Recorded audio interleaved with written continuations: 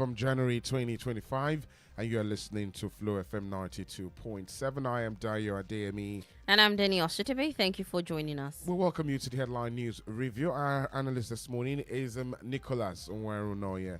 Good morning to you, Nicholas. Register your presence first. Nicholas, good morning. Good morning. I thank you for joining us. Well, the headline news review comes to you every weekday from 8 to 8:30. We review some of the biggest stories making headlines across some Nigerian newspapers and pick a few that have much interest that would generate some, reactions from the people and so, well, the Nigerians are really interested in, and then we'll bring it to the forefront and discuss them in detail. You also have the chance to join the conversation as well, so please give us a call on 0807 777 9927, or you can leave us a text message on WhatsApp message, I beg your pardon, to that same number 0807 777 9927. Please, let's state categorically that when you have a chance to call in and you get through, please let's go straight to the point and make our contributions, pretty clean and concise. There's no point, for fake news, logical fallacies. If you are to bring up a story here, it must be factual and it must be verifiable. And also state categorically that views to be expressed on the program is not in any way the position of Flow FM 92.7, but solely as expressed by the analyst Nicholas Onwarunoye, maybe a contributor this morning. I am Adeyemi. Well, before we dive into some of the stories that we have this morning, it is also important to mention that we're streaming live on Facebook and on YouTube, and it's on Facebook at Flow FM NG and on YouTube at Flow FM 927. You can get on any of these apps and get into the conversation happening right now in the studio.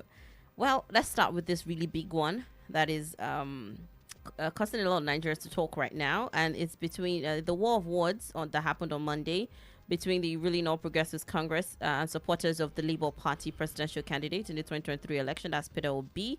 And, Felix Morker is claiming that the former Anambra State governor has crossed the line in his recent criticism of President Bola Tinubu's administration. Well, I think he needs to be very specific about what he meant by crossing the line. And equally too, if you continue reading that statement, there was a veiled threat that he deserves whatever comes to him. And earlier, Peter Obi has stated that he has been threat on him and his family and his colleagues, that people now avoid him and the rest of them. You see, the thing is this: there is this law of natural justice. He that must come to equity must come with clean hands. Can APC, in all sincerity, as we know, say that compared to what they were doing when they were in opposition, Peter Obi's criticism hasn't been more of moderate in terms of, a situation where even this foreign organization that looked at the campaign process picked out Labour Party campaign as the cleanest, Peter Obi's campaign as the cleanest, indicted both PDP and APC. It's there. There is record there. You understand? And exactly what does he mean by crossing the line? He pointed out figures. He said that the president has spent so amount of time out of office. You did not come out to debunk that, whether the figures were wrong or they were right. 50 days, I guess. Yeah. 30%. You didn't see anything. You didn't see anything to that effect. Then, moreover, he is in the opposition. He is not there to like you. He is there because he's jostling for power. That is what opposition means. So that is what the man has said. So what we want is, a standard counterattack, that is devoid of threats, devoid of all manners of, indecorous, comments that could hit up unnecessary the polity. What I expected them to come out and say is that this is where you are wrong. Instead of going into histories about things that have been said the man has been out of power for more than how many years, and nothing was said about his claims all the while he was saying he did this, he did that. There was no claim whatsoever. It was only at the point of campaigning for this that you now started looking for nebulous things to hold on to. So that is always the problem with the way we do politics in Nigeria. We are not thorough in attacking arguments. Instead, we attack the person. And it's not doing well for our government because it is not doing well for our politics, because at the end of the day, people who are supposed to vote are misled into voting the wrong candidates. When you don't focus on issues, now we have left the matter that is on ground entirely. We are now talking about threats and counter threats. So, and that is the intention of Moka. That was what he intended to do, to leave the matter entirely. The man said, this is what has been happening. Nigerians have been suffering. Tell us, you said Nigerians are getting better. So give us indices. That is the point. Nicholas, I also just like to ask you this.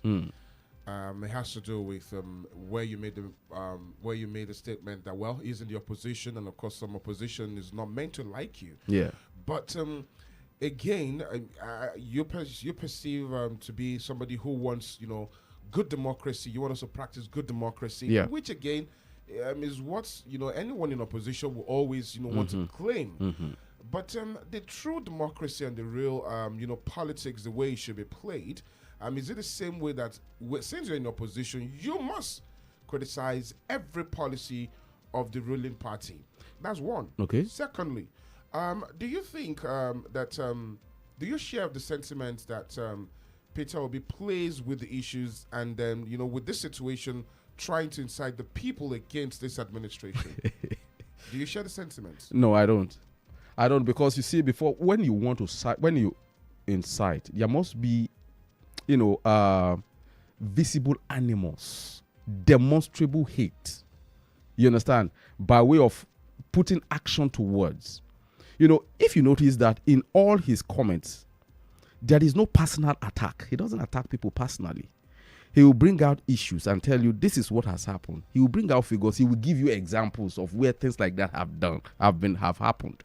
You understand? And sometimes where necessary, he will go back to his own time as a governor.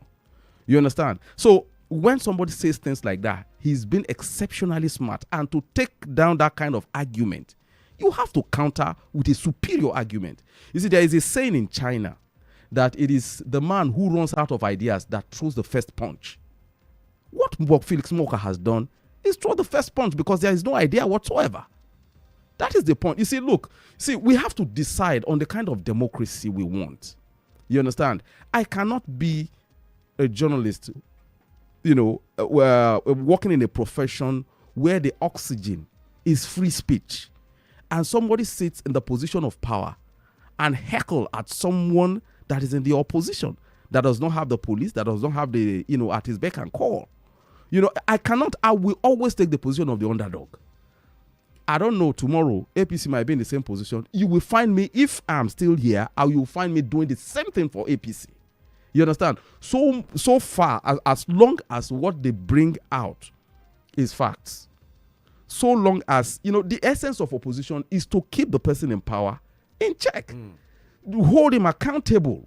You understand? And it appears, I have said it countless number of times that PDP, they were only good in power. But in terms of opposition, they suck a lot. They are not so, in terms of, they are not composed as an opposition party. More or less, it's about they understand how to run election, win governorship position, win senatorial position, and things like that. But in terms of taking on issues that concern the average man on the street, PDP has been seriously lacking. Except there are a few flashes, which we talked about here. Taking on some issues, raising, like in the case we have in Kwara State recently that we discussed here, when the governor presented budget and they picked issues on the figures, and of course the state government came out and said, okay, yeah, it was, there were some, they corrected, those figures. Those are the things that an opposition is supposed to do. They are supposed to keep you in check. So for the good of the ordinary man on the street. So it's like providing an alternative idea for people. So nobody can be the be all and end all of knowledge. That is the point. Well, you are not a spokesperson to, the Labour Party. No, I'm not. And then, obviously. But regardless, I'm going to ask you this question. Okay. Point us out to, instances where, Peter Obi has praised some policies of this administration, if at all there is any. Okay. Well, I cannot remember specifics, but I do know there was when he said he was going. When the federal government said they were going to liberate, that is, they were going to give on this LNG and things like that. He said it was commendable, but they need specifics. That if you are going to give so amount of succor to so number of people, so let us see how you are going to distribute it. You know, that is giving commendation to that, giving commendation to that kind of a thing. In fact, if I had known, I would have given a lot of instances where there had been commendation, but he always adds a caveat that as good as this policy is, but you need to do this. In fact, as a matter of fact, when the president said he was cutting down on the number of aides, you understand? He said that was a very commendable thing to do by the president, but he needs to know how much that is going to save federal government and where are you going to put that money. So you see, what we need to do as Nigerians is to, as much as possible, keep track of some of these things. What you discover that in most instances, most of these guys are not as intelligent as they sound. Is that if you keep track of what they say from day 1 to day 10, you understand, you will always find inconsistencies. And the moment, in a case of, you know, a particular player, you don't find a consistency, you start taking that kind of person serious. You understand? And then moreover, when we are talking about all these things, what are the feedbacks you get from in and outside the country? The feedbacks are massive. You understand? The feedback on the obedient movement and whatever Obi says are usually massive. You understand? So, you see, look, what we are saying is Obi is not doing anything spectacular. Let me be very, very clear about that. It is just that over here, we are not used to critically looking at what policymakers say. That is exactly the problem. The moment we give more time to what they say, you understand, you will discover that Obi is not doing anything extraordinary. That's the point.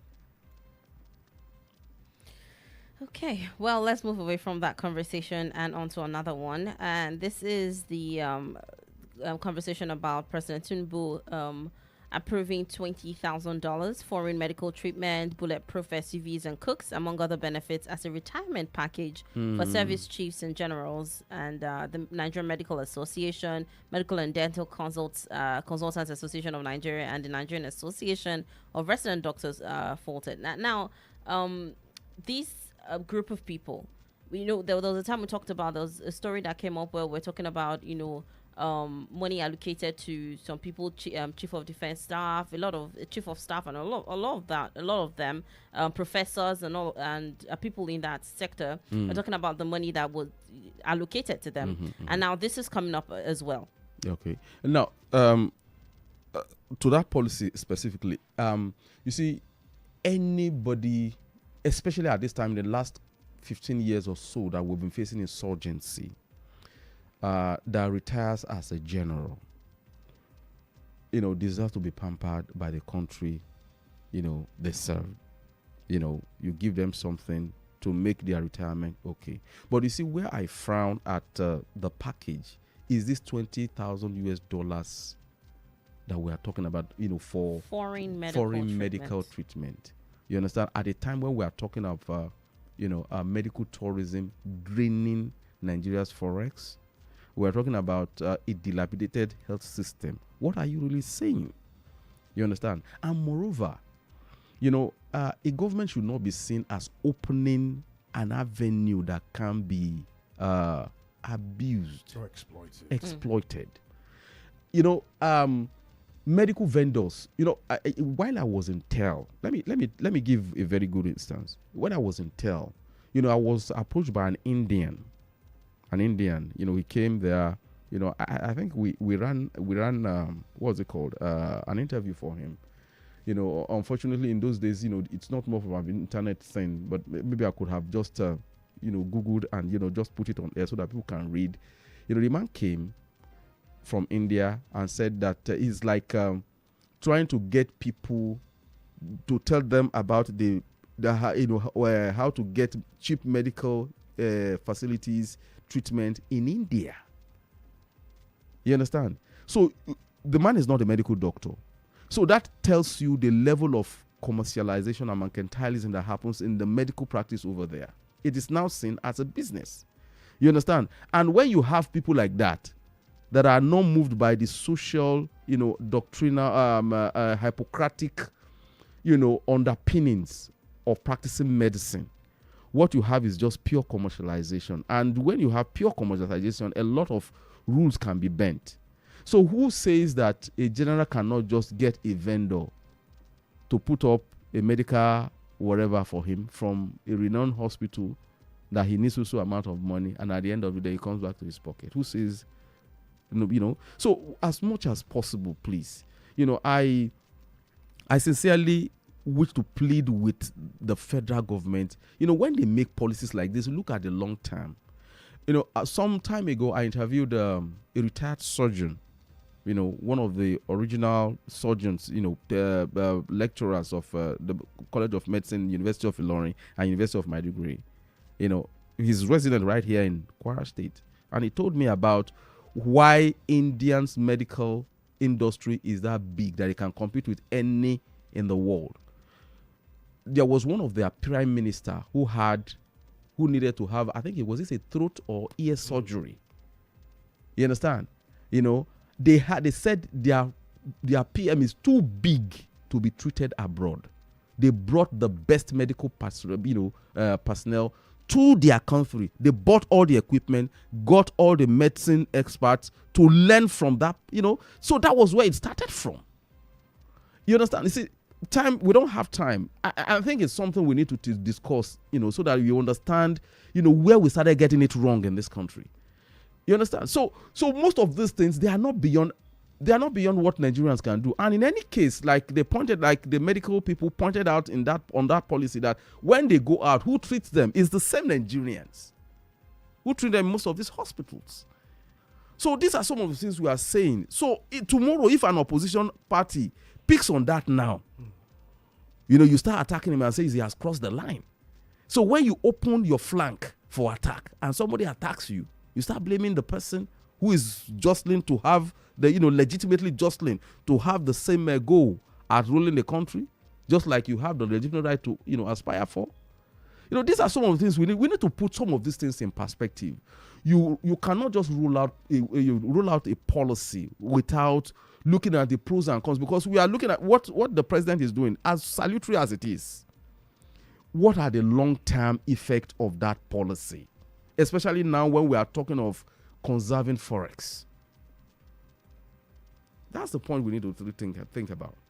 Well, from that statement, it further says, the president signed this and said the chief of defense staff and other service chiefs are entitled to a bulletproof SUV or its equivalent as a retirement package. The vehicle will be replaced every 4 years and maintained by the military. This is in addition to a Peugeot 508 or an equivalent vehicle as backup.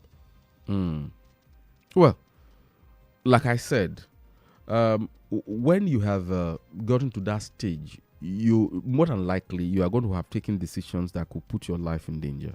That is the honest truth. So having done that, maybe the thinking behind doing that is that so that they can feel safe to take whatever patriotic decision they need to take. When they are in retirement, they are protected. I don't see any problem with that. But it's just this angle of having to, incentivize, having to go outside to seek treatment when we are complaining about a poor and decrepit, medical industry in the country. That is where I have a problem. But again, one needs to look at, so because I was reading that report, but there was still some vague aspects, that clarification needs to be sought. Let's move away from that. So, the Nigerian federal government has strengthened, surveillance at major international airports in Nigeria to guide against the outbreak of the human metapneumovirus (HMPV) recently discovered in China. We had this conversation yesterday, and I think is gaining traction and is gaining momentum. I meant to say he's gaining so much, attention, and then you see, so many countries also, taking the position that Nigeria is taking. Should we fear anything? Is anything for Because Nigeria to fear? sorry to botch you, NSCDC also has reactivated COVID-19 protocols, Okay. like okay. like the Like we said Yeah. yesterday. Like suggested Yeah, yesterday. so that is quite good, really. That is quite good. And really, you see, the experience over time, what we have experienced over time is that things like this, when it happens, there is a need to be apprehensive. In addition to activating, COVID-19 protocol, I think there must be much more education about this thing. For all intents and purposes, it could already be here. You understand? So that if there is any need, how do we identify it when it happens? You understand? What are the Because you see, symptoms? if you notice, one of the reasons why we succeeded in both Ebola, COVID-19 was because we saw the symptoms. That is, we are told the symptoms and things like that. So whenever you see people start reporting immediately. You understand? People start reporting it because you see the reportorial aspect is equally important too. The federal government needs to start telling us what it's like.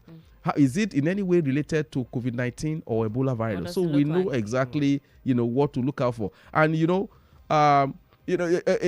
things like that normally engenders a lot of medical discourses that are forced Nigerians to be educated.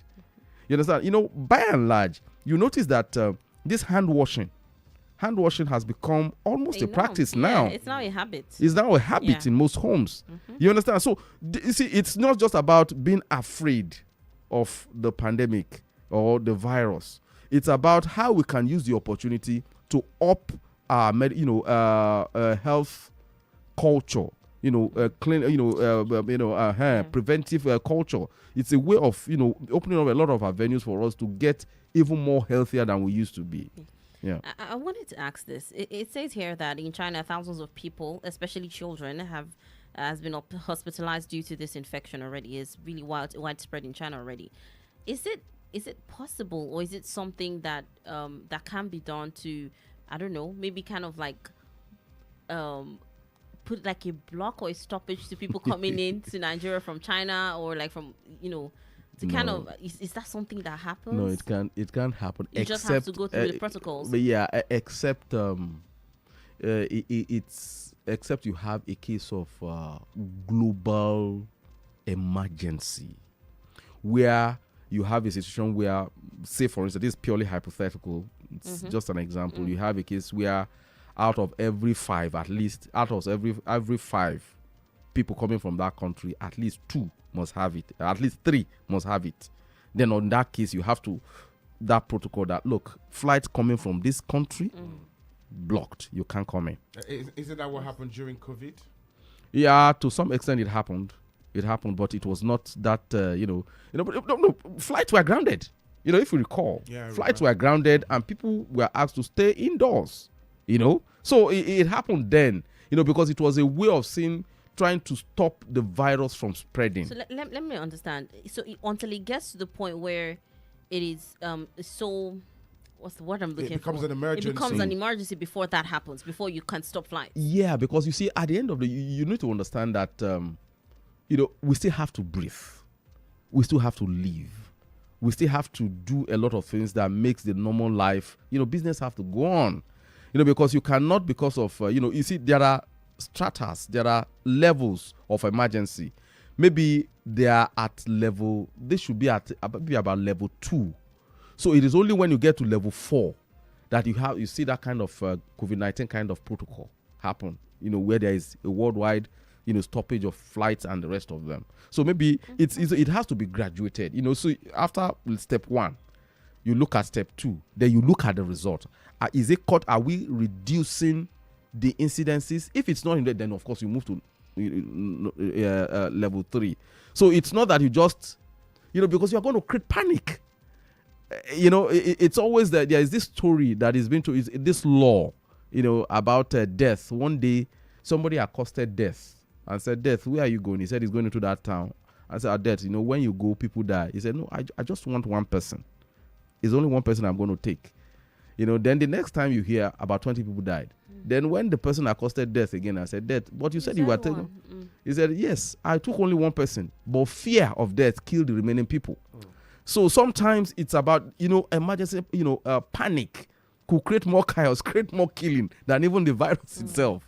You understand? Definitely hear that. Before we round off this one, let's talk about this one. Boko Haram attacks military base and kills soldiers and vigilantes in Borno. Very, very Wow. sad occurrence. Very sad. Very sad. And that report, they said that particular barrack had been attacked about 100 times before now. So what it simply tells me, in summary, failure of surveillance, failure of intelligence, and the mere fact that they used a drone. So it begs the question as to, yes, we know that there are a lot of unpoliced, unmanned, ungoverned spaces in Nigeria, but can we say the same thing about them being uncharted? You understand? Because you see, before you can mount that kind of an operation, you need a staging area. You understand? You need a staging area. So where are the possible staging areas that you can have? Because if you are a military person, I learned this from talking to police that, when there is a case of robbery of a bank, the first thing they do, once they get away, is that the police will open up a cordon. They know that they have a staging area close by where they can mobilize. You understand? So from there, how many people did you see? Who did you see? Then who owns that property? You hold that person who owns the property. Before you know what's happening, you get your suspects. You understand? So that is just simple polytechnics that I learned over the years. So it's the same thing with this kind of insurgency. When you want to attack, it must be well planned. So, and to operate a drone involves infrastructure. So where are those places where you can have those infrastructures readily available, where you have signals that you can use to police it, where you can mount, areas, a video feed and things like that. Those are some of the things that I think they should know. You understand? So some of these things is like, we go to 2 steps back and 1 step backward. It's kind of disturbing, and with our soldiers ending up being killed. No. We shouldn't be talking about this all the time, honestly.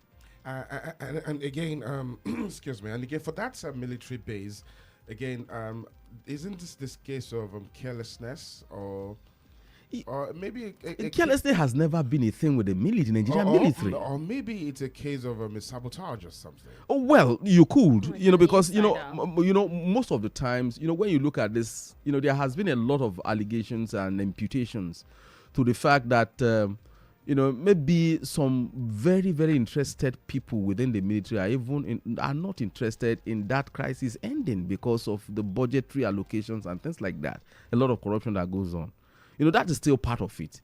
You understand? You are quite right when you say things like that. And let's forget that most of these people have Nigerians involved. You understand? Nigerians who are connected to the military. How easy is it to attack a military base? It's not an easy thing. It's not my question. Yeah, that is exactly my point. That was why I said, I painted this picture, that it's for the military. Do you know that, every ordinary police formation have an office that does surveillance alone? You might think all those police when you go to a police station, you might just think that they are not observing you. They are observing you. They are seeing you. In fact, they will be telling you exactly what you have been doing. In fact, there was one particular case when I was in a leadership newspaper, we had an issue with the security agencies and they invited the news editor to the place.